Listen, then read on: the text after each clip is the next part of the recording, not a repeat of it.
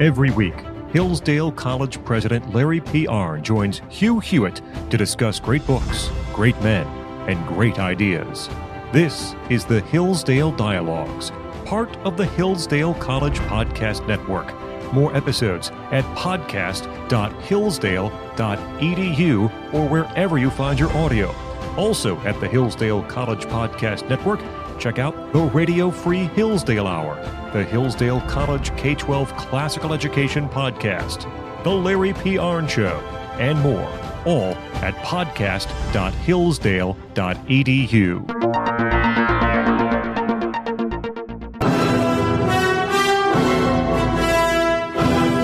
Morning glory, America. Bonjour, hi, Canada. I'm Hugh Hewitt. That music means the Hillsdale Dialogue is underway. All things Hillsdale at hillsdale.edu. Once a week we go high or we go backwards, and we talk with Dr. Larry Arnn, president of Hillsdale College, about things that happened a long, long time ago, or in this case, to this hour, things are going to happen in a month or so. Dr. Arnn, how are you? I'm good. How are you? I'm good, but I thought we would start today by talking about something you know a little bit about, British politics. We'll go back to finish up World War I with Churchill next week and over the next 3 weeks. But with the British election looming, I wanted to ask you today, what in the world do you think Rishi Sunak is thinking by calling a snap election for July 4th? It's less than 2.5 weeks from now. Well, he only has bad choices before him. Right now he's at about half the opinion polling of Labour. They're going to win, it looks like. And before he did that, and just after he did that, Nigel Farage reemerged in British politics. And that's huge fact. Right now, there's Rishi Sunak. Right now, Reform Party, which is Nigel Farage, he just took command again of the Reform Party. They're down 2 points against the Tories. And that means one possible outcome, which Farage, who's a really interesting guy, and a ball of fire and fun and smart and coarse, popular. He's quite a guy. I know him a bit and I like him. He's down 2 points, and he's predicting that he's going to be the opposition, the leader of the opposition. The Tories, for the first time in 200 years or more, are not going to be one of the two major parties, he predicts. And they're close to that right now. And then he says next time they're going to form a government. And what that means is Labour Party has strengthened. They've regained Scotland. They're going to win in Scotland. The Scottish National Party, which had all the seats in Scotland after the last two elections, is apparently going to win none. Their founding leader, Nicola Sturgeon, is being prosecuted. And so Labour has recovered its strength in Scotland, and the Tory party has lost half its support. Let's pause on that before we go to Farage, because I think that's very interesting. He's closed the gap.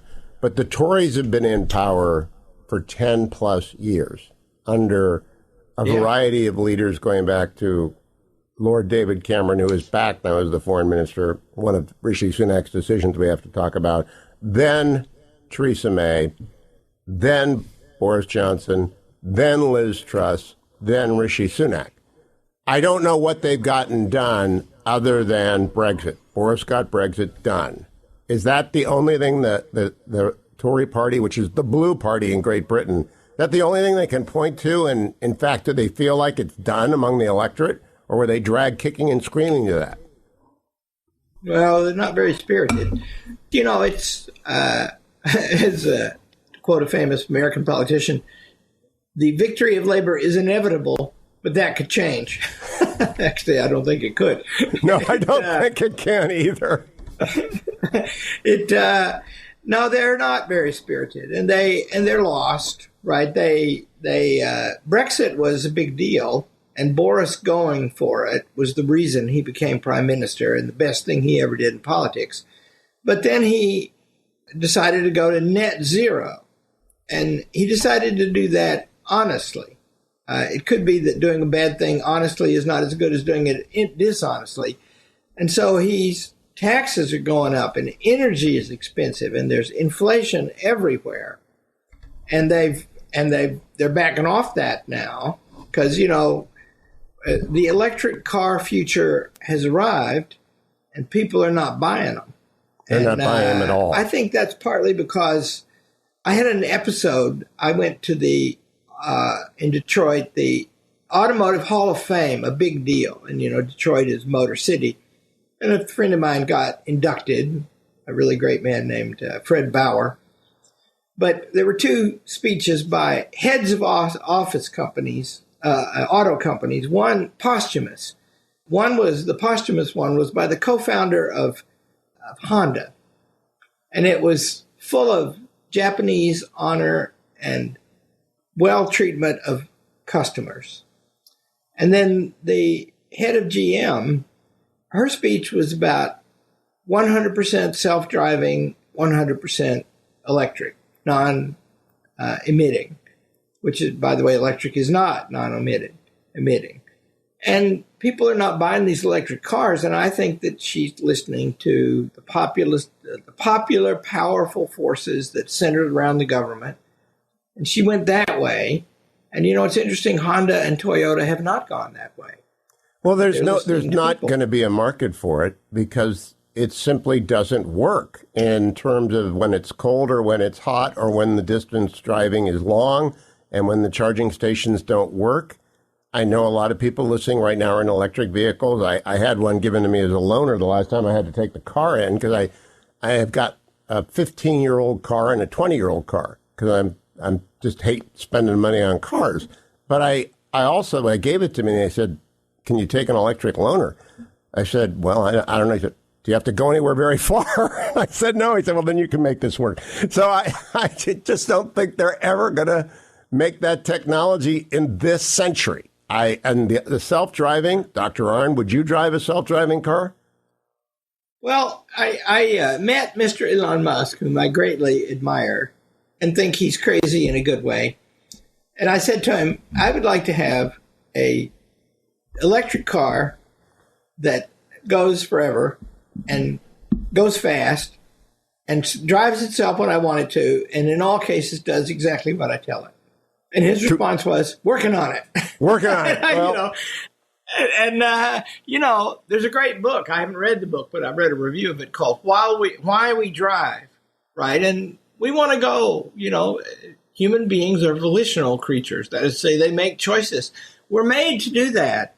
And so this future that's painted for us is a future that takes choices out of our hands. I rented a couple of electric cars when I was on the road. I thought, I'll see if it's really cool. And there is a lot that's cool about them. I don't mean to denounce them, but here's a simple argument in the middle of it. The people who advocate strong government policies that compel things like that always say, and it will be better for everybody. And I always reply, good, then why must it be compelled? This is what Donald Trump brought up about 2 interviews ago when I interviewed the former president. And I asked him what happened in Great Britain. He said, Boris fell in love with the green agenda. I'm paraphrasing there, but that's it. Boris went green and it doesn't work. Something like that. And I think that's one reason to take the Tories down a notch. But another reason is they haven't really solved the immigration problem because people are flowing into Great Britain and they don't have as much land as we have to disappear these people into. So the European politics wide, there's a fire going on there. Right? A week ago Sunday, yes. Marina, in the European elections, the main party in Germany got blown out, and the main party in France got blown out. France, the Macron has called a snap election. Marine Le Pen is they just won a majority. Right now, I counted up the numbers this morning in the European Parliament to convene soon. There's 371 by my count parties to the right, and there's 280 or something like that parties to the left. And so the European Parliament is now dominated by Eurosceptics. And that's, it's a big national, international ruling class that runs that thing. And the European Parliament elections have not been important up to now, and they have become important. They forced a snap election in France, for example. And so, immigration is at the heart of that. A Hungarian culture minister came by here to visit one time, last year sometime. And he's a charming guy, and he cited this number. There's 3.5 million immigrants into Europe in recent years from Muslim countries, and if 10% of them are radicals, they outnumber the militaries of Western Europe. Huh. And so, wow, is that good? Well, the prime minister, I believe, of Denmark got stabbed in the run-up to this. They don't talk much about her assailant. I don't know if it was left-wing, right-wing, immigrant, non-immigrant. I just know that Europe feels frayed, except in Poland and to a lesser extent in Hungary, but Hungary is sort of standing apart from the continent. All right, don't go anywhere, America. I'll be right back with Dr. Arnn, the Hillsdale Dialogues, all of them available at hillsdale.edu and hughforhillsdale.com. I'll be right back with Dr. Arnn. Stay tuned. Hey there. Today I want to tell you about the Hillsdale K-12 Classical Education Podcast. This unique show explains how children benefit from an American classical education. Whether you're a teacher, student, or parent, you'll find something of value on the show.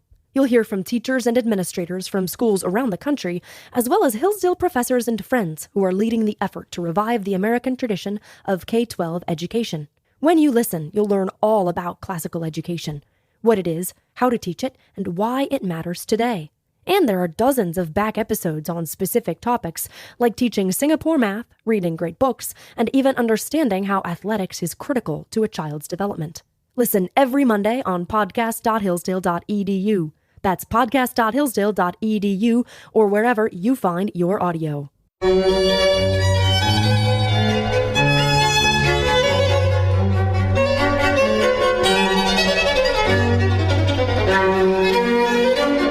Welcome back, America. The Hillsdale Dialogue is rolling along with Dr. Larry Arnn up at Hillsdale. All things Hillsdale at hillsdale.edu. All the dialogues are collected at hughforhillsdale.com.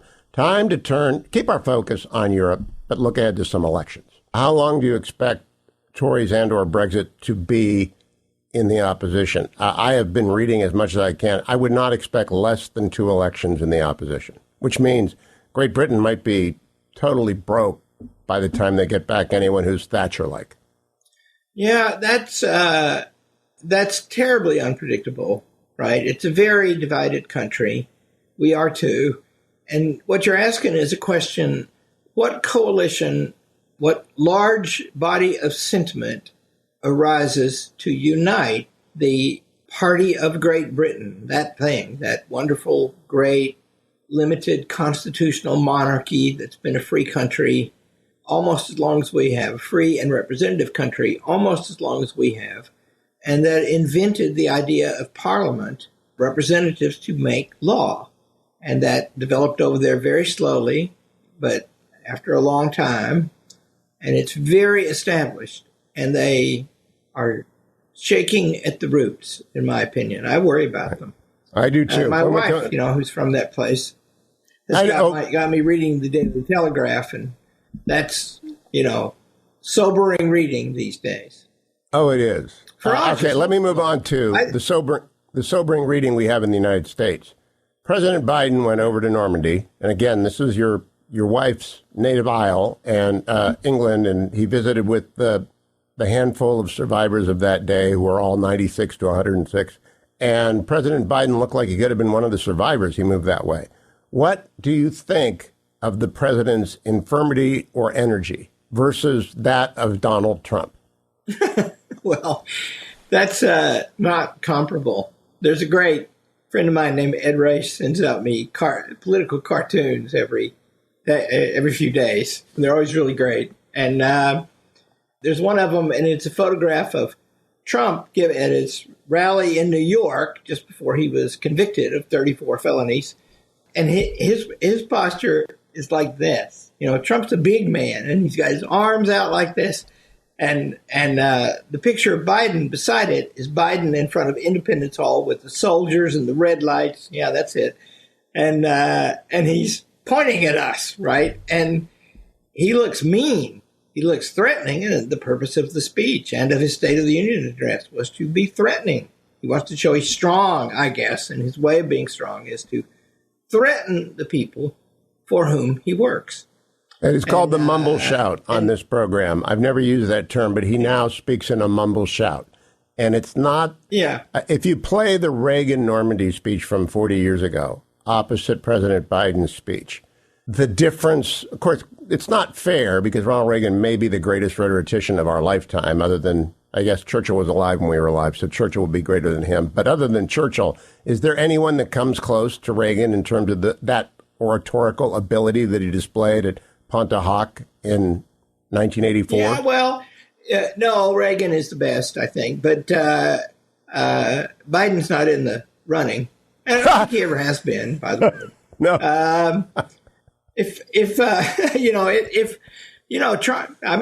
Trump is very good. Watch him at those rallies. He's a big man. And last Saturday, he was in Las Vegas, and I played all this on Monday. And he's doing physical impersonation now of President Biden, which some people are mad at him for. But the message is undeniable that the energy level, I think J.D. Vance told Fox on the weekend that just compare the energy level, the former president having come from trial, having been convicted 34 times, gets in a plane. He's been everywhere like that.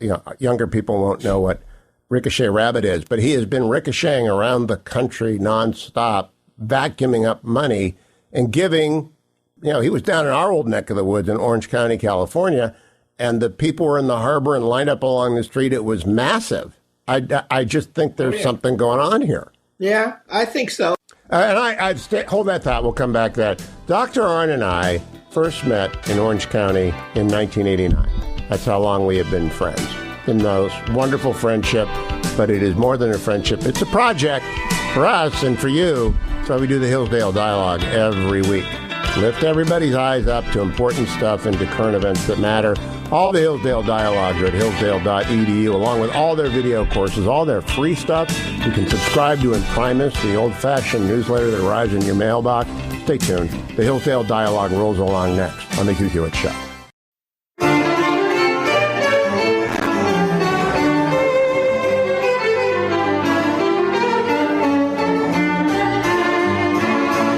Welcome back, America. I'm Hugh Hewitt. Hillsdale Dialogue is underway. All things Hillsdale at hillsdale.edu. When we went to break, Dr. Arnn and I were talking about what Larry likes to say, fundamental things are afoot, and maybe very fundamental things and very afoot, Dr. Arnn. What do you think? And I think, look, it's this is a very dangerous time, very. And when the election comes, there's going to be millions of votes floating around, millions of ballots floating around, and one fears that there won't be much attention paid where they come from. And so who knows what's going to happen. But it's dangerous because of the thing I said about Britain. Who can put together the great political movement that will rally around America in its best traditions? Because its best traditions are the best. And the world depends on those, but forget about the world. We depend on those. And so we need the Constitution to have a defender. That's what I've been telling people. It's not red and blue, even though the last piece I wrote for Fox News was Red America, Blue America, and never the twain do meet. But constitutionalists, there ought to be constitutionalists on both sides, but I think we've lost the Democratic Party. Let me move to Donald Trump's trial. I have not talked to you since the conviction. On Monday of this week, I wrote in the Washington Post, there are many reasons, legal experts like Andy McCarthy and Jonathan Turley and other great lawyers I know, and I have all examined this. I think he will win on appeal, and I think he ought to win because Judge Merchan ought never to have sat on that case. He made symbolic contributions contrary to New York law, explicit black letter law, as we like to say, saying that judges may not make contributions. But after many years on the bench, he went out of his way to give Joe Biden $15 and two anti-Trump committees $10 each. So it's a grand total of $35, but it's not the amount of money. The fact that the law in New York says you may not do this. And he did it, and then he chose not to recuse himself. Now, an appeals court said that's fine, that's okay. But I'm still shocked by that. I'm also shocked that I didn't know it during the trial. I had to look it up after the trial. What did you think about that? Well, I mean, the trial is unprecedented, and the trial is a bootstrap trial. the things that Trump allegedly did, or I guess he's convicted of doing them now, those are not crimes under federal law. The felonies are all federal laws. And I read that they don't have any authority to prosecute those laws. And they did. And so the whole thing is questionable from the beginning. And it's older, it's years ago now. And it's a question of did he pay the woman money to shut her up? And if he did he do that to win an election? Those are all big motive questions, right? And they're what's in his mind, I guess. And that's hard to say. And the idea that he was convicted in a local jurisdiction, a very liberal jurisdiction, he was convicted quickly and overwhelmingly. And did not the judge give a instruction to the jury that you don't have to reach unanimity about which felony he committed? You just have to all agree that he committed one of them. Yes. In his conversation, he said 4 of you could say A, 4 of you could say B, and 4 of you could say C, and you can convict. And I do think if they get past the failure to recuse yourself for violating New York state law to make a political contribution to the opponent of the man who's in front of you in the defendant's chair, if they don't toss him for that, they'll toss him for failure to specify in the indictment the crime. Because the Sixth Amendment guarantees that, and this is part of the Declaration of Independence. They did not like the Star Chamber. They did not like colonists being jailed without writ. They did not like not being told what they were guilty of, or at least accused of, before they were imprisoned.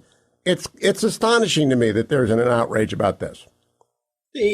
That's right. In the American Revolution and in any proper political theory, modern political theory, the purpose of majority rule is the protection of individual rights. And it starts with majority rule. But that's in the grandest of schemes of things, that's a means and not an end, right? Because if everybody votes to take away your and my grandchildren, then that's not right unless we deserve it and the grandchildren deserve it, unless it's good for them. And if every American votes for that, Thomas Jefferson, in all cases, the majority must rule. But to be rightful, the rule must be reasonable and protective of the rights of minorities. And if you doubt that Donald Trump was treated differently in that courtroom because he was Donald Trump, you haven't been reading the news. I think that is probably the most important thing to take away. Was Donald Trump treated differently than every other person in America? And I believe that, actually, we're going to leave it there. If people don't think he was, they have not, as you say, been reading the news. I want to turn to Israel, because last Saturday, while you and I were doing whatever we were doing in the United States, dozens of Israelis speaking fluent Arabic and dressed in local clothing, in broad daylight in Saturday, infiltrated into the most heavily concentrated Hamas-dominated refugee camp right in the middle of Gaza, and snatched 4 of their hostages away at the loss of one hero of Israel, now officially called Hero of Israel, Arnn. This is now called Operation Arnn.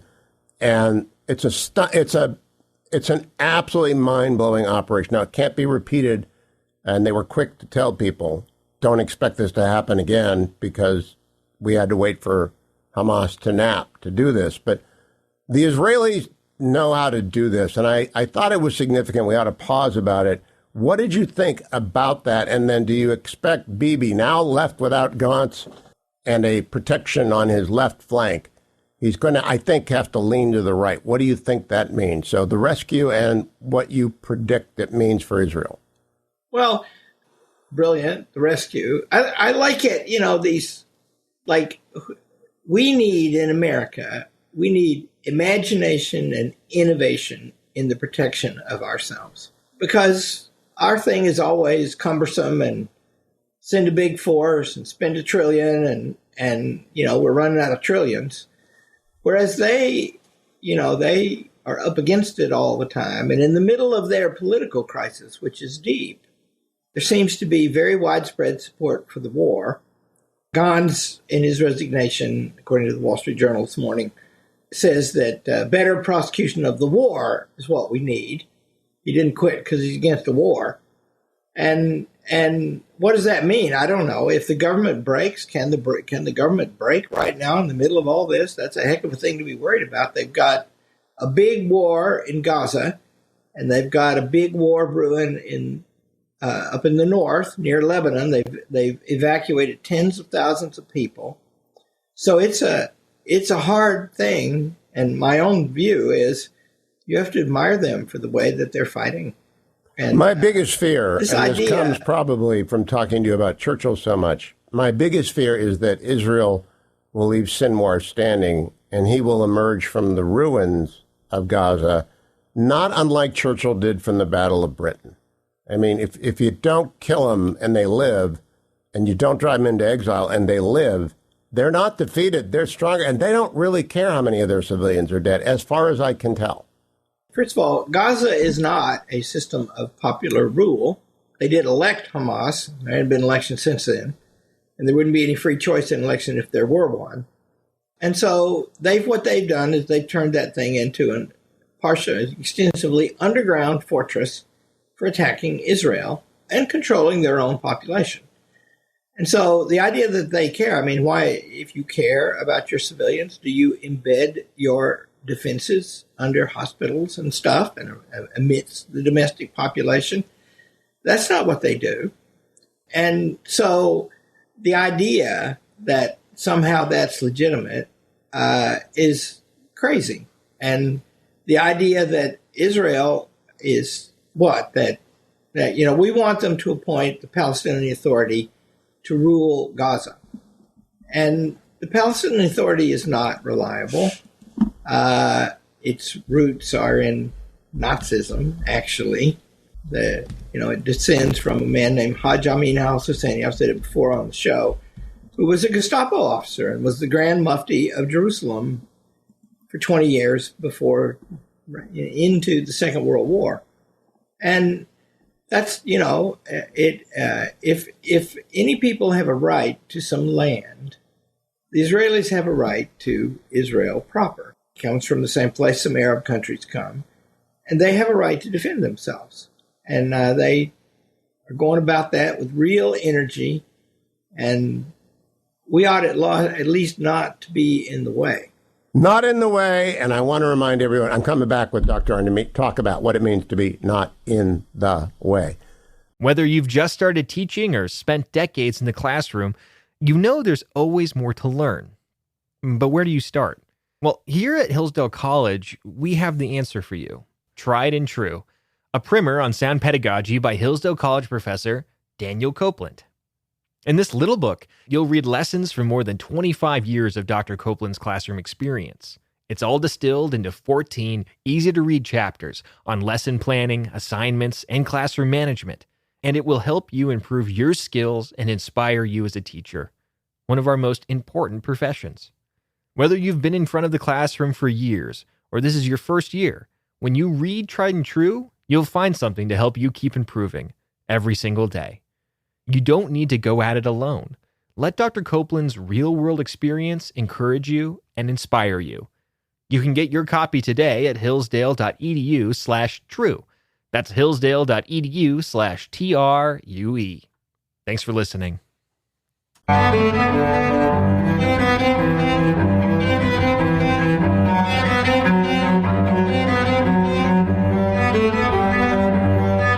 Welcome back, America. I'm Hugh Hewitt. This is one of the editions of the Hillsdale Dialogue where I asked Dr. Arnn, we'll get back to Churchill next week.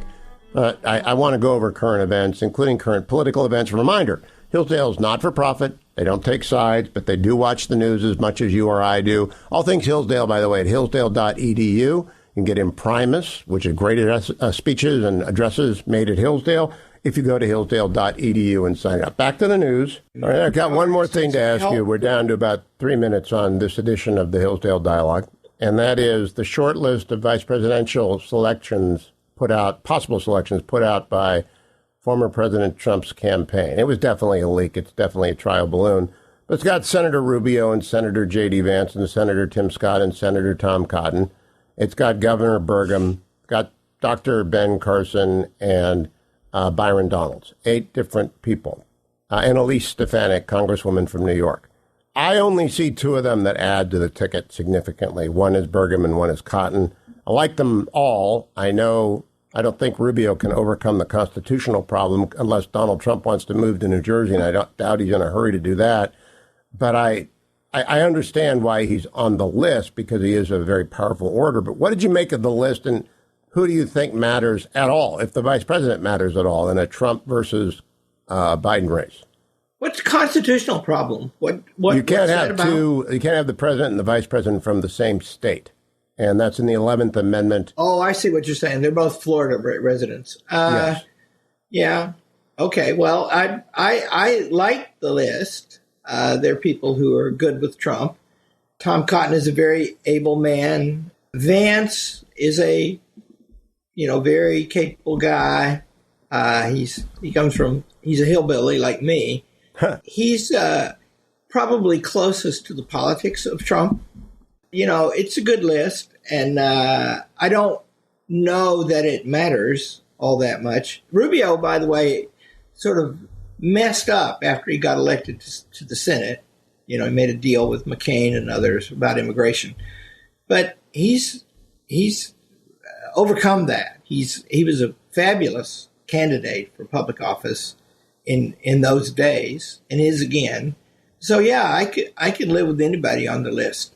That's a good place to end, because it's where we began. Immigration in the United Kingdom is a defining moment in 10 days or whatever it is that the Brits vote on July 4th. And I think it's become a defining issue in this campaign. In fact, I was talking to Speaker Johnson last week, and I said, I've got my 5 I's, which is inflation, immigration, Israel, the infirmity of the president, and the injustice done to Donald Trump. I know there are other issues that motivate people like abortion, but I think the 5 I's are the big one.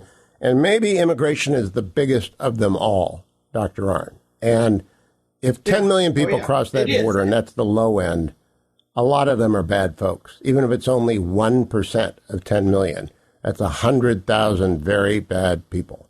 And I just don't think this country is going to reelect Joe Biden or Democrats because of that. See, there are deep ideological reasons why here and in Europe they have not fixed that. Right? They are led by an international ruling class that don't think nations matter, and so they look at it that way. And that means that they don't look. It's like those car companies I was talking about before. If you're in politics and a representative government, the purpose of a representative government is so that the rulers will pay attention to the governed, right? And they're not doing that. And the governed are sick to death of it. And the polls show that. Are they sick to death of it? And now I always contrast Michigan and Ohio. Ohio is ruby red. Michigan is light to dark blue. Has that changed any, in your opinion, in the last? Well, Trump's ahead in Michigan. Trump's ahead in all the battleground states. If you look at the Real Clear Politics average, which is among the things that don't mean anything at all, the best. It's because it's an average of a bunch of polls. Right now, if all the states where Trump is leading went for Trump, he'd have 370 electoral votes. I looked this morning, right? Wow. And that it takes 270. And he's up by a smidgen in 7 or 8 states that make the difference. And he's up in all of them, and he's been up in all of them for a while.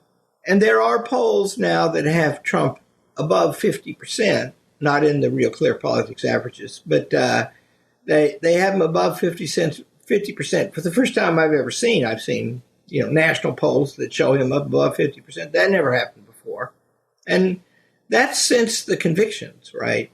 I think maybe, and see, there's stories, and remember, we're talking about a list of things that don't mean anything right now, but there are stories of Democrats crossing over because they just look at this, and there's just lots of people who are in the Democratic Party because they're sympathetic people and they think they're respectable, and they don't, and then as regards Trump, they don't like his manners, and some of and that's, those are all perfectly good reasons, right? But you only need one reason to vote for someone. I do think the momentum is with the former president, and if nothing else, the trial certainly got him a lot of contributions. That's it for this week's Hillsdale Dialogue. Next week, we're going back to World War I, and in the next 3 weeks thereafter, we are going to conclude the read of the world crisis. Dr. Arnn will be back next week. Thank you all for listening. Thanks for listening to the Hillsdale Dialogues, part of the Hillsdale College Podcast Network. More episodes at podcast.hillsdale.edu or wherever you find your audio. For more information about Hillsdale College, head to hillsdale.edu.